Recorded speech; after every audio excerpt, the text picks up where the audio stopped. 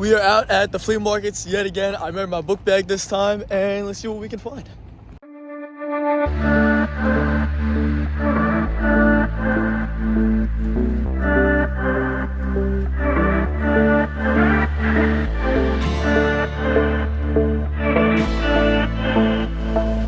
Another day, another hunt at the flea market. Picked up a couple of books, nothing too crazy. Some odds and ends, some other non-comic stuff like Watch, stuff like that. But that's not really the focal point of the video. Before we get to I'll get into the what I picked up at the flea market before this just came in the mail. I was gonna record me opening it up, but the package was bent, and I really wanted to make sure it wasn't messed up. Thankfully, it wasn't.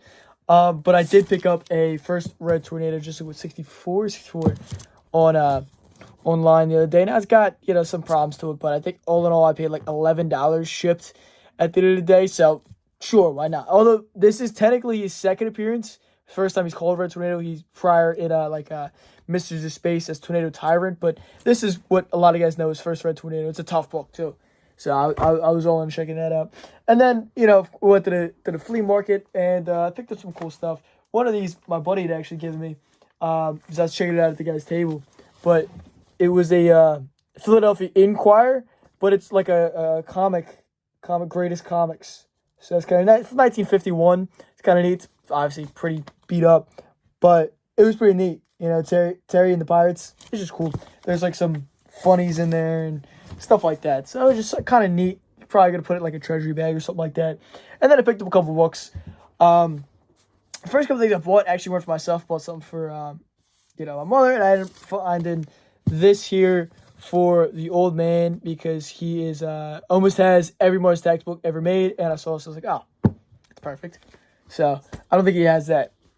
And then I picked up one of these Wizard Worlds from 2000, Chicago, the cross-gen issue, cross-gen premiere.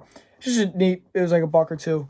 I was like, why not? I was gonna buy more books off the guy, but he wanted like $8 for 3 books, and they were dollar books. They were, what I mean? So that just wasn't worth it. And then a guy had a stack of, he had a couple short boxes. Nothing was priced. He said it ranged from $1 up. And he said some of the stuff that I pulled out, he had just gotten in, and he didn't really get a chance to look it up or anything like that. So he was selling me the whole stack of books for $10. And then I bought another poster up for $5. I'll show that in a minute. So I'm less than $2 into these. So I got, $6 Million Man number 3 and number 2. Great Charlton comics, great series if you've ever seen it. And Andre the Giant shows with Sasquatch in this as well, or Bigfoot. But it's an awesome show. I have the number 1, and I don't think there's that many in the series. I think I have either 2 or 3, but these are really clean copies, and for cheap, I was like, sure, why not? And then there was the Flash Gordon movie adaptation, part 1, the Whitman issue. I know this could be a couple bucks, but the Flash Gordon, the Buck Rogers, all these, 70s sci-fi shows are awesome. So I picked up that and kind of keep it in the theme. Buck Rogers, Whitman has it at number 13, I guess. But it was just neat. Buck Rogers is awesome. I'm kind of mad Tubi took it off, but I'm hoping it comes back soon. But if it doesn't, I should probably just pick it up on DVD. And then the Tales of Green Lantern Corps Annual number 2. I believe there's a couple first appearances in this book. Little spec book for the show that's coming. And I got a Canadian Flash Gordon issue, which is pretty cool because these could be pretty tough to find. If you saw my $3 buys video, you saw I picked up a French-Canadian Phantom book from the same company. So this was kind of neat. And for, what is there, 6 books? 2, 3, 4, 5, 6 books. So a little bit under $2 piece. Why not? And then, a guy had, I'm a fan of Kolchak the Night Stalker. Again, if you've ever seen that show, it's great. But it's what it's like. He had $2 on it. He wouldn't come down to $1 because he just brought it out to the show. And it's a $7 cover price. So, and if it came out today, I might have bought it. Who knows? But it's cool. There's only a handful of Kolchak books, so $2. Who cares? And then and the poster from that other buy I just threw in the sleeve is this great Lady Death print, homage to the classic EC horror cover. And he said it was signed, but I think this is I don't think that's a real signature. I think this is a print of a signed copy. Actually, I don't know. I'm not actually sure. I gotta take a closer look at it. But either way, it was cool. And I'll hang it on the wall or put it on the side of the boxes here, over there, or whatever. And then the last two things I bought at the flea market was off of a buddy of mine who was set up. And so he threw in this here first Jigsaw. This is a nice, super slept on book. Also, first meeting of Spider-Man and Nightcrawler. And, Jigsaw is a major Punch villain. I have a couple copies. I think this is my third or fourth copy. Plus, I have a foreign copy. I think a French one. I'm looking on the wall. I don't know. But, I'm not a big foreign guy. But, when I see him for cheap, I pick him up. I think I saw that in Dollar Bin. And this, he only had it marked at $10, so I would have paid him the $10. But he threw it in because I also bought a pre-code horror book. We got Adventures into Terror, number 12. This is an awesome book. I literally just got back, so I didn't really get a chance to look at it. But I counted, it's all there. It's got some chipping on it, but it's attached. It's all there. It is an awesome book, and for what I paid, I couldn't leave it there. But it is one of those. I believe it's one of the hanging panels books. I don't know offhand if this one was in Seduction Innocent, but there's so many books that were mentioned in Seduction Innocent. Who the hell knows? But for what I paid, I was not gonna let this stay there any longer. This was awesome. You just got this in as well.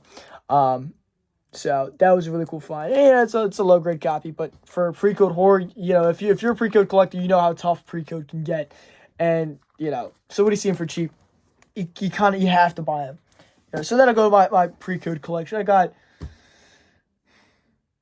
know how many books I have now. It's maybe around 5-6-ish pre-code books at this point. Maybe a little bit more, maybe a little less. I'm not sure. And then I picked a couple books at the store this past week because King Kong, the new Dynamite book, is out. I haven't had a chance to read this yet, so maybe I'll give this a read today. But I picked up the 3 open order covers. I didn't order. I know you can kind of just order the incentives from Dynamite and they'll just send them to you. But I'm not going to worry too much about getting all the variants. Usually with the Kaiju stuff, I try to get everything because I have almost everything already. Like the Godzilla books I buy to keep up with them. I have some of those in my bin, stuff like that. But, I'm going to give this a read and figure out how deep I want to dive into that series. And then I finally brought home, after it got pressed and cleaned, this Batman 251. I was going to set up CGC because I think it's a 2.0. But I was thinking, honestly, I'm better off just keeping it raw. This is an awesome copy. One of my favorite all-time books. And look at that iconic Neil Adams cover. It's a beautiful book. Great copy. I paid $50 for it with the press and clean as well. Free press and clean. So this is a beautiful, beautiful book. Super excited to have this. This is going to make the wall right after I finished recording this. So that was a great find. And so, some decent books. Nothing too crazy. Sometimes you hit a Columbus, sometimes you don't. While I was there, I was kind of like, I bought that Cross-Gen book for $2.